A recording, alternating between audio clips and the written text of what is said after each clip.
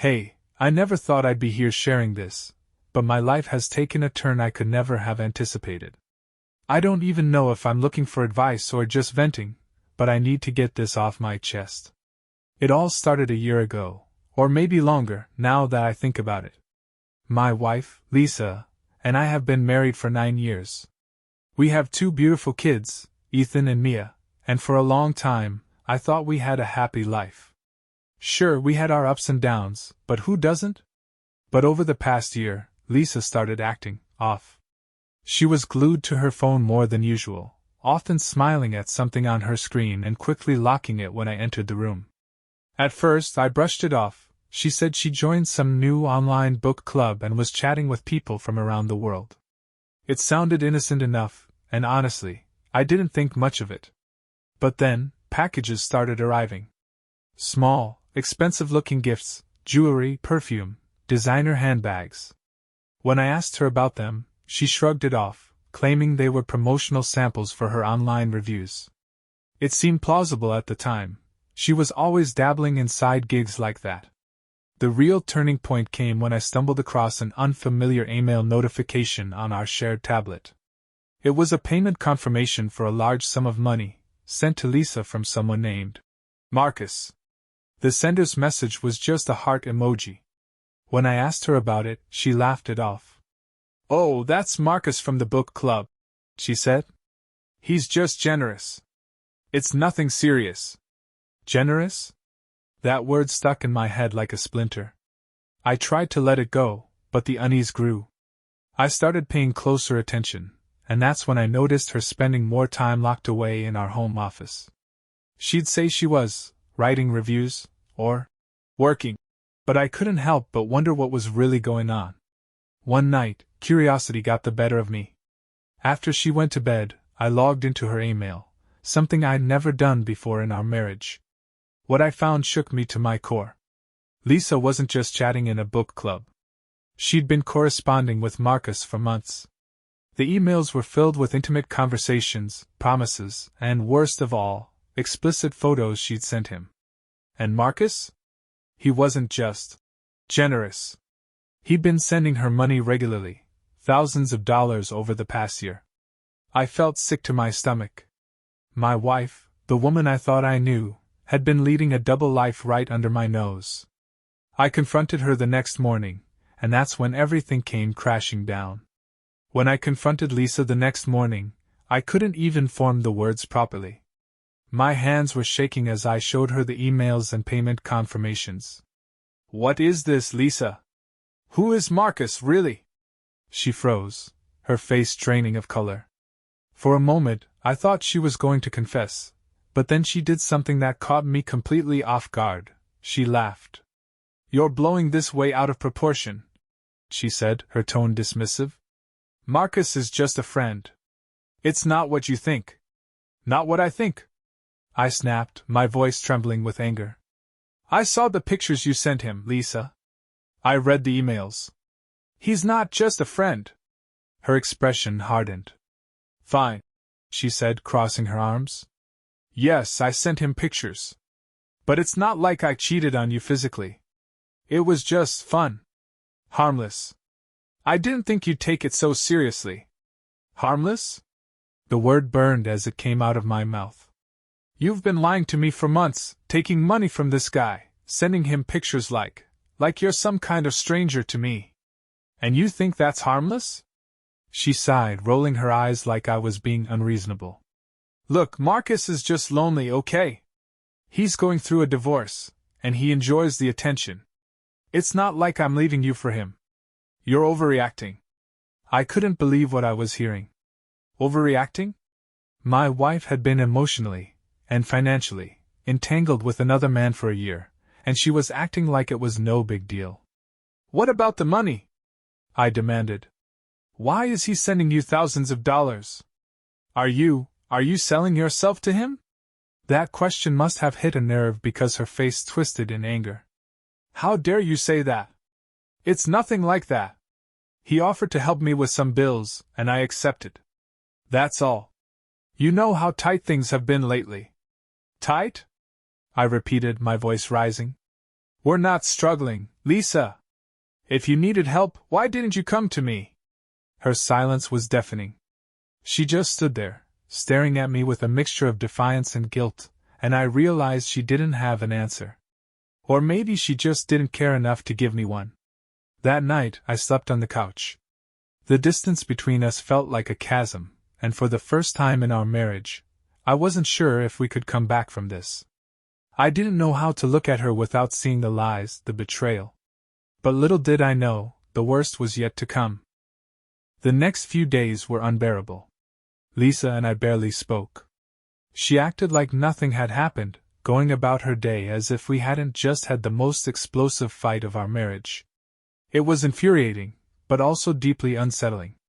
How could she be so calm when my entire world felt like it was crumbling? I decided to dig deeper. If Lisa wasn't going to be honest with me, I'd find the truth myself. I started by going through her phone while she was in the shower. My hands shook as I navigated through her messages, emails, and social media. Most of it was clean, too clean, almost like she'd gone out of her way to delete anything incriminating. But then I found a separate messaging app buried in a folder she rarely used. And there he was, Marcus. Their messages made my stomach churn. They were flirtatious, intimate, and filled with promises of a future together. He'd sent her money to help her get away from her stressful life. And she had thanked him with more photos, ones I couldn't even bring myself to look at for long. What shocked me the most, though, was the date on one of the messages. It was from the week before. Even after I'd confronted her, she hadn't stopped. She'd gone right back to him. I confronted her again that night. This time, I wasn't calm. I showed her the messages, demanding an explanation, but instead of remorse, I got anger. "Why are you spying on me?" she snapped, snatching her phone from my hand. "Do you have any idea how invasive this is? You're acting like a controlling psychopath." "Invasive?" I yelled. "You're the one sneaking around behind my back, sending naked pictures to some random guy and taking his money. How am I the bad guy here?" "Because you don't trust me," she shot back. "You're overreacting, digging through my private messages like a jealous teenager. Marcus means nothing to me, he's just someone to talk to. God, why can't you let this go?" I couldn't believe what I was hearing. She was turning this on me, making me feel like I was in the wrong for not blindly trusting her after everything I'd uncovered. I didn't know whether to scream or laugh. "You don't get it, do you?" I said, my voice low but trembling with anger. "This isn't about Marcus. It's about you lying to me, betraying me, and disrespecting our marriage. How am I supposed to let it go when you don't even care enough to stop?" Lisa didn't answer. She just stormed out of the room, slamming the door behind her. I was left standing there, feeling more alone than ever. That night, I realized something. Lisa wasn't going to change. She wasn't sorry, and she didn't see anything wrong with what she was doing. If I wanted answers, or closure, I'd have to prepare for the possibility that this marriage was over. What I didn't realize was just how quickly things would spiral out of control. A week passed, and the tension in the house became unbearable. Lisa and I avoided each other as much as possible, speaking only when absolutely necessary and only for the kids' sake. Ethan and Mia seemed oblivious, but I knew it wouldn't be long before they started picking up on the cracks in our relationship. I hated that they were caught in the middle of this mess. Then, one morning, I woke up to an empty bed. It wasn't unusual. Lisa often got up early to work or take long walks. But as the morning stretched on, something felt off. I called out for her, but there was no response. Her phone wasn't on the kitchen counter where she usually left it, and her car wasn't in the driveway. I told myself not to panic. Maybe she'd gone out to run errands or meet a friend. But as the hours ticked by with no word from her, a sense of dread began to settle in. I started searching the house for clues, and that's when I found it, a folded piece of paper on her nightstand, addressed to me. My heart sank as I opened it and read her words. "Ryan, I can't do this anymore. I need space, time to figure things out. I'm going to stay with a friend for a while. Please don't try to contact me." This is what's best for everyone. Take care of the kids. Lisa. My hands trembled as I reread the note. She was gone. Just like that. No explanation, no warning, she had walked out on me and the kids, leaving us to pick up the pieces of her selfish decision. I spent the rest of the day in a daze, trying to process what had happened. How could she just abandon her family like this? What kind of mother leaves her children without so much as a goodbye? When Ethan and Mia came home from school, I had to choke back the tears as I told them that Mommy had gone on a trip and would be back, eventually. They were too young to understand the truth, and I didn't want to burden them with the weight of Lisa's betrayal. But the truth was, I didn't know if she was ever coming back. That night, as I tucked the kids into bed, my phone buzzed with a notification. It was an email from Lisa's account. At first, I thought it might be an explanation or even an apology. But when I opened it, my blood ran cold. It was a confirmation for a one-way flight to Europe, scheduled for that very day. She wasn't just staying with a friend. She had left the country. Rage boiled in my chest as I stared at the email. She hadn't just left me, she had abandoned everything. Her responsibilities, her children, her life here. And she had the audacity to frame it as, "What's best for everyone." No. This wasn't going to end like this. She thought she could run away from the consequences of her actions, but she was wrong. I wasn't going to let her get away with it. After the shock of Lisa's disappearance began to wear off, a new emotion took its place: determination. She thought she could walk away from her life, leaving me to deal with the fallout? No. I wasn't going to let her off that easily. I began piecing things together, trying to understand how long she had been planning this. The flight confirmation was a major clue, but it wasn't enough. I needed more. So, I went through every digital breadcrumb she might have left behind: emails, shared cloud accounts, even old bank statements. What I found painted a chilling picture. For months, Lisa had been funneling money into a separate account I didn't even know existed. The funds came from Marcus, of course, but also from our joint savings. She had been draining our finances right under my nose, setting herself up for a new life abroad. The worst part? She had even taken out a secret credit card in my name, racking up thousands of dollars in charges, all for luxury items she could resell overseas. She had meticulously planned her escape, using my trust as a stepping stone for her betrayal. But there was one thing she hadn't counted on: I wasn't going to let her get away with it. My first call was to the bank. I reported the fraudulent activity and froze the account she'd been siphoning money into. The representative assured me that they would investigate further, but I didn't stop there.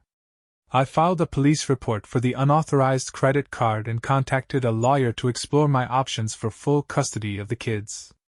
As far as I was concerned, Lisa had forfeited her right to call herself a mother. She had left Ethan and Mia without so much as a goodbye, and I wasn't going to let her waltz back into their lives whenever it suited her. Still, I couldn't shake the need for answers. Why had she done this? Was Marcus behind it all, pulling the strings? Or had Lisa decided on her own to trade her family for a fresh start with her foreign admirer? I decided to go straight to the source.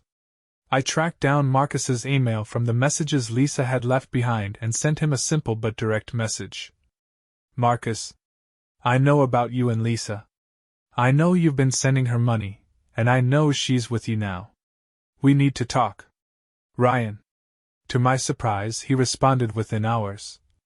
Ryan. I have no idea what you're talking about. Lisa told me she was separated and struggling to raise her kids alone. I sent her money because I cared about her, but I didn't know she was still living with you. She said you were out of the picture. Marcus. His response only fueled my anger.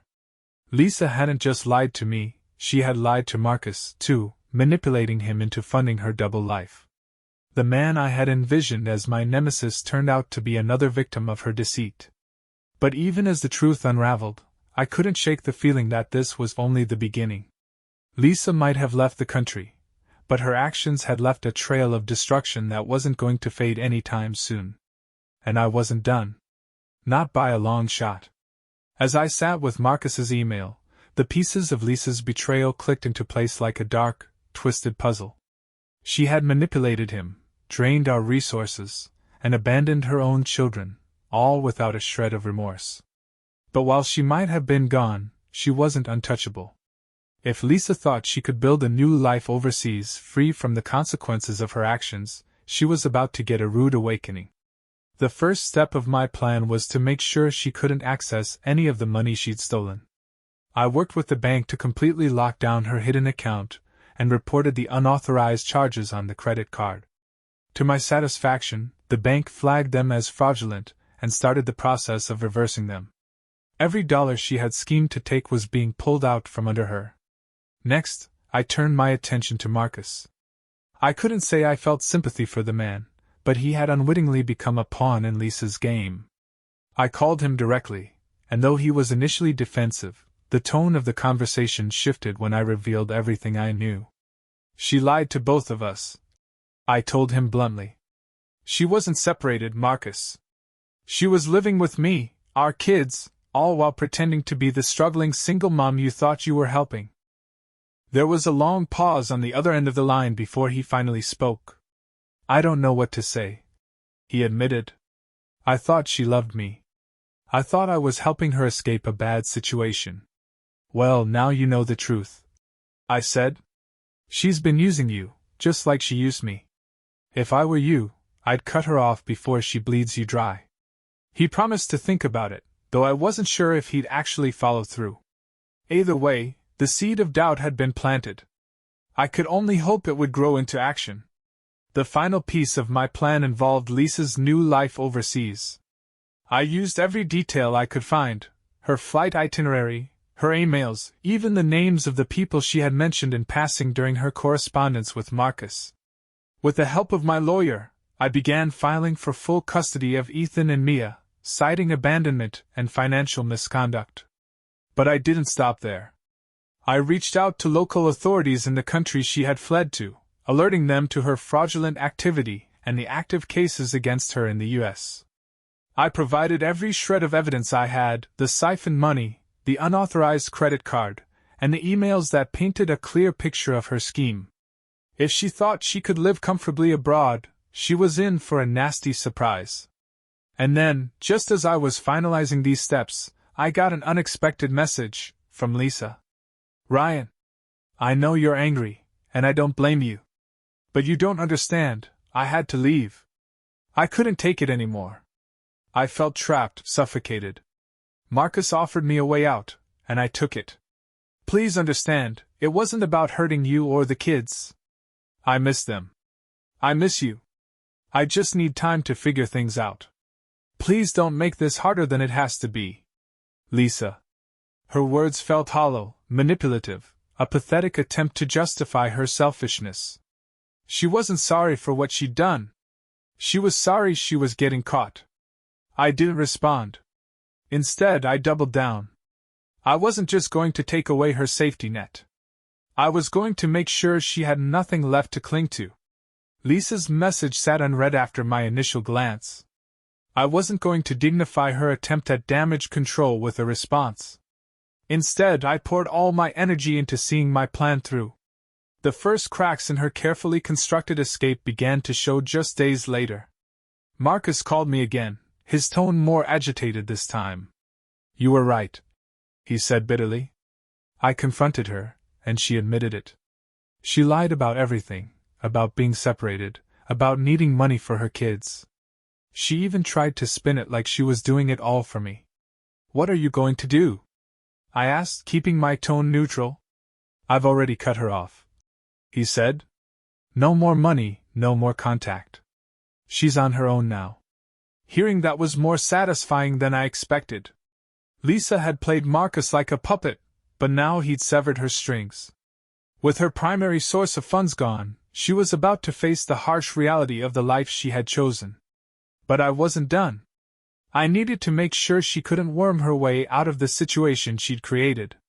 My lawyer helped me push forward with the custody case, and we included Lisa's abandonment and financial misconduct as key points in our argument. The evidence was damning, There was no way she could argue her way out of it. Around this time, I started noticing changes in Ethan and Mia. They were resilient, but the absence of their mother was taking a toll. Mia, especially, had started asking more questions. "Why did Mommy go away?" she asked one night as I tucked her in. I hesitated, searching for the right words. "Mommy needed some time to figure things out," I said carefully. "But no matter what, I'm here for you. Always." She nodded, but I could see the sadness in her eyes. It broke my heart, but I knew I was doing the right thing. Lisa had made her choices, and I was determined to shield the kids from the fallout as much as possible. Then came the day of the custody hearing. I stood before the judge, laying out every detail of Lisa's actions, the siphoned money, the abandonment, the fact that she had left the country without warning and hadn't returned for weeks. My lawyer presented the evidence with precision, and by the time we were done, Lisa's case was in shambles. Her lawyer tried to spin a story about Lisa being under immense emotional stress, needing time to heal and reflect. But the judge wasn't buying it. The final ruling was clear: full custody awarded to me, with no visitation rights for Lisa unless she returned to the country and agreed to a formal review. I walked out of that courtroom with a mix of relief and anger. I had won custody, but the victory felt hollow. Ethan and Mia deserved better than this. They deserved a mother who cared enough to put them first, a mother Lisa had proven she could never be. But my focus wasn't on her anymore. It was on them. They were my priority now. Still, I couldn't shake the feeling that Lisa wasn't going to stay quiet for long. And I was right. A week after the custody ruling, I received an email from Lisa. I almost deleted it without reading, but something compelled me to open it. Her tone had shifted, from defiant to desperate. "Ryan, I don't know what you've done, but everything is falling apart. Marcus has abandoned me. My accounts are frozen. I'm stuck here with nothing. Please, I'm begging you, help me. I just want to come home. I miss the kids. I miss us. Can't we just fix this? Fix this? After everything she had done?" The audacity of her words made my blood boil. She wasn't sorry for the pain she'd caused or the chaos she'd left in her wake. She was only sorry that her plan had backfired. I didn't respond, but the email stayed with me all day. I couldn't help but imagine her sitting in some foreign country, alone and cornered. She had built this perfect fantasy for herself, only to watch it crumble. A small, vindictive part of me found satisfaction in that. But her email wasn't the end. A few days later, I got a call from an international number. Against my better judgment, I answered. "Ryan." Lisa's voice came through, shaky and strained. "Please don't hang up. I need to talk to you." "What do you want, Lisa?" I asked coldly. "I'm sorry," she said, her voice cracking. "I messed up. I know I did. But I need your help. I don't have anywhere to go." "That's not my problem," I said flatly. "You made your bed, Lisa. Now lie in it." "Ryan, please," she begged. "I don't care about the money or Marcus or anything else. I just want to come back for the kids. I'll do whatever it takes to make this right." Her words hit a nerve. For a moment, I almost considered it, letting her come back for Ethan and Mia's sake. But then I remembered the tears in Mia's eyes when she asked why her mother had left. I remembered the sleepless nights, the lies, the betrayal. "You don't get to come back and play the hero," I said, my voice icy. "The kids deserve better than that. They deserve better than you." There was a long silence on the line before she finally spoke, her voice barely above a whisper. "I'll never forgive you for this. And I'll never forgive you for what you did," I replied, hanging up before she could say another word. I thought that would be the end of it, that she'd finally realize there was no coming back from what she'd done. But Lisa had one last desperate card to play. A week later, I came home to find a small, nondescript package on my doorstep. Inside was a flash drive and a note from Lisa. "Ryan, if you won't help me, then I'll make sure you suffer like I have. Watch this and think about what it will do to your reputation." I stared at the flash drive, dread creeping up my spine. What was on it? Blackmail? A confession?